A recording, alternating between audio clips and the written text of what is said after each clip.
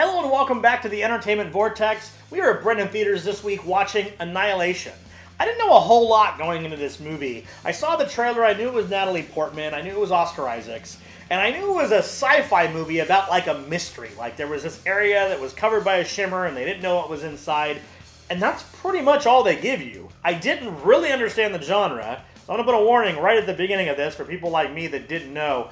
This is a horror movie. It's a sci-fi suspense horror movie, but if you're someone like me that doesn't like horror movies, this qualifies. So just a heads up and a warning for those out there that aren't a fan of that genre. It gets gory, it gets pretty brutal. There are some beautiful moments as well, but this is totally suspense horror at its core. With that being said, there are aspects of this movie I enjoyed, and there are aspects of this movie I utterly did not. The problem is, the one I dislike the most is the most important thing in the movie, and that is the ending. The answer to the question. So cinematography-wise, setting-wise, just the way the shots were constructed, the sets, it was just gorgeous. The special effects, this world they're in, on the other side of the shimmer, is gorgeous. I mean, you constantly want to see what's around the corner, you know, when you're not peeing your pants. And you want to see what's next. The plant life, the animals, super gorgeous. It's just a world that's really well built. I felt this movie was really well put together. The acting performances really shine. They picked a lot of up-and-coming actors that may not be super well known to the public. Some people that are considered more of the supporting actor type. But some of these actors are finding themselves in more breakout roles similar to this film, such as Thor Ragnarok, Hateful Eight, and obviously the Star Wars films for Oscar Isaac. There's a lot of star power behind this, especially with Natalie Portman as the lead. She puts in an excellent performance, a lot of emotion, a lot of really heavy themes, and she seems to wade her way through those in a way that's very interesting, and it makes you want to follow her journey. The whole movie is a mystery. You can tell right from the beginning of the movie that you're trying to figure out what's going on. You're trying to guess the ending, put all the pieces together.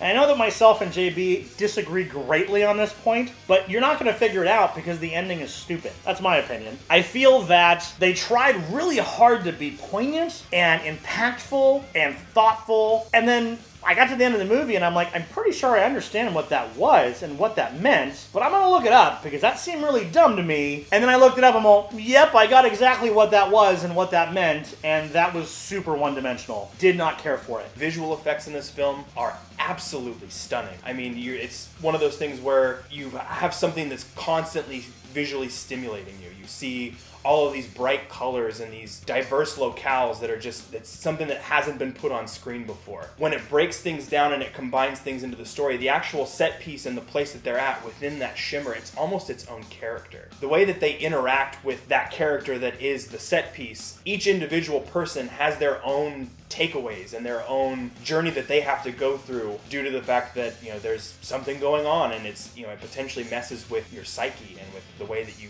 process things.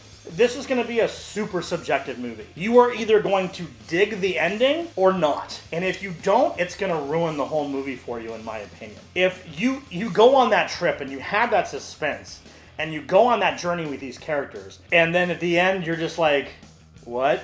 It's just going to ruin the whole thing. So, with that being said, with what the actors were given, I feel they did a good job. I feel that the intensity and the suspense and the situations these people are put in were really intense.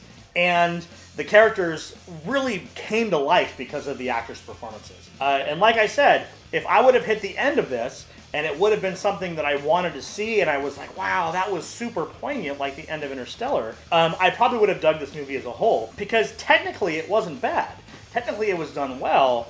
It was just a giant letdown. This movie is definitely not hermetophobes at all. There are some scenes in there that get pretty gory, and it can be something where if you're not prepared for that, you might not be feeling too well during parts of the film. It's really interesting, like I said, based on the set piece and the way that things, you know, connect and the way that it connects with those characters. It's like it's a 50-50 split. It's 50%, you know, beautiful spectacle and 50% untenable hellscape. It's an interesting ride if it's something that really speaks to you when you watch the trailer.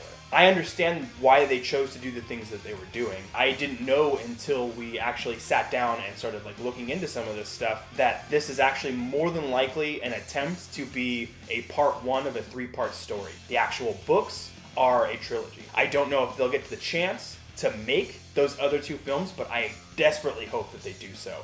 I am all in for this ride. I loved the movie. I loved the way that it told different stories for different characters as their reactions to what they were seeing and what they were doing. And it's something that I'm looking forward to if they do decide to go ahead and make those other two films. I'm going to give this movie a 6 out of 10. The visuals were great. I enjoyed the first part of the ride, but once it started getting super gory, and once it started getting way out there, I was done. I was lost. There was no way I was going to make it to the end of this movie actually caring. And I think that really killed the movie for me, for obvious reasons. Overall, I would give this movie a 9 out of 10. While there are some issues to it as far as sometimes the pacing does move kind of in a weird way, it slows down and then it ramps up and it slows down. Overall, I felt like the ride was one that I was glad that I got to be a part of. So I'm curious to know, what is your favorite sci-fi horror movie? Go ahead and put that down in the comment section below.